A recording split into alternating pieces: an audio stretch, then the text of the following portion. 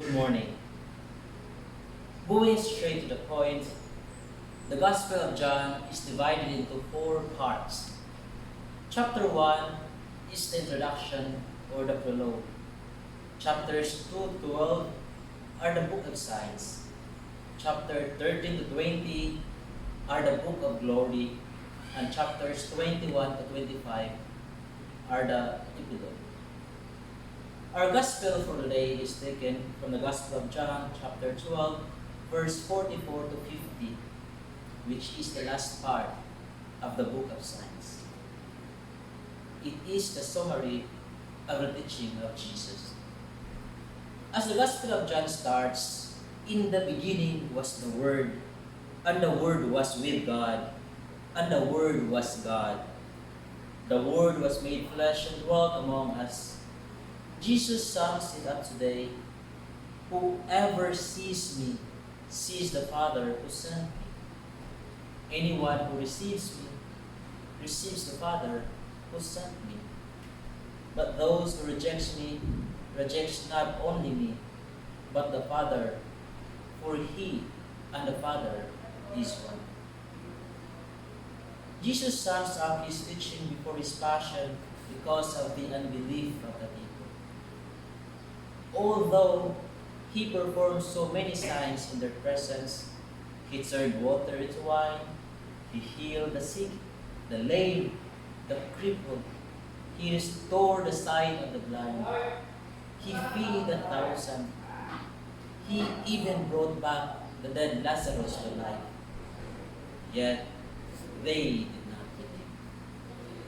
But what does Christ mean they did not believe? Since the Gospel of John is originally written in Greek, to believe in Greek is pisteo, which means to be convinced of something or to have faith in something. Believing is not only about belief or being convinced of the fact. One must accept or personally appropriate them as true. How? By living it in lived experience. For faith is not about what Christians have. It is about what Christians do. Turning the scenario in our present, do we believe in the teachings of Christ by living? We as theologians have the advantage of learning the theology of the Scriptures. But did we apply it in our lives? Sometimes we have a lot of ideas. This is religious life, this is humility, this is charity, this is the ideal religious priest, this is the problem of this community that needs fixing. But the question is, are we trying to live with those ideas?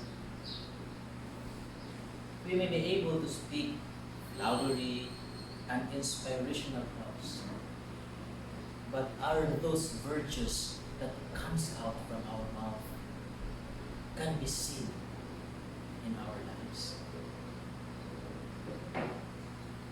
Do you believe in what you are saying? Borrowing the lines from the movie about the nun, we can easily deceive others, but we can never deceive ourselves and God. Our first reading today is St. Paul sending off before their missionary journey. Do you wonder why it was Barnabas and Paul who were chosen by the Holy Spirit to be sent for mission in the midst of the prophets and teachers who were pioneers of them in faith in the church of Antioch? Barnabas was mentioned in our first reading yesterday as a good man who lived the faith. And remember, it was St. Paul who said, "It is no longer I who live, but Christ lives in me. They were examples of people who forget their own selfish desires to live the faith and to share it with the people around them by their very lives. In this season of Easter, we are not only celebrating the resurrection of Christ, but also of our own Easter. Have we resurrected from the sadness of Lent? Jesus reminds us in the Gospel, I come into the world as light so that everyone who believes in me might not stay in the darkness. This is a challenge for each one of us. Are we bringing the light of Christ? Or are we adding more darkness in the life of our brothers and sisters whom we meet every day? In these turbulent times, it is very easy and many will curse the darkness. But it takes a courageous soul to start and bring light into it. To end my sharing, let me ask you one question.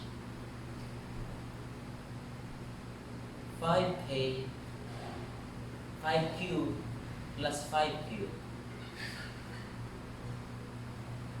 What's the answer? Thank you. You're welcome.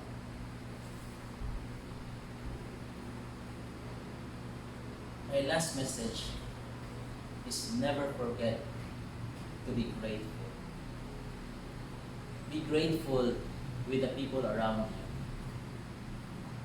COVID reminds us that life is short. Your life is your very testimony to the world. What did you write in it? My brothers and sisters, may we have no regret in our life. Good morning.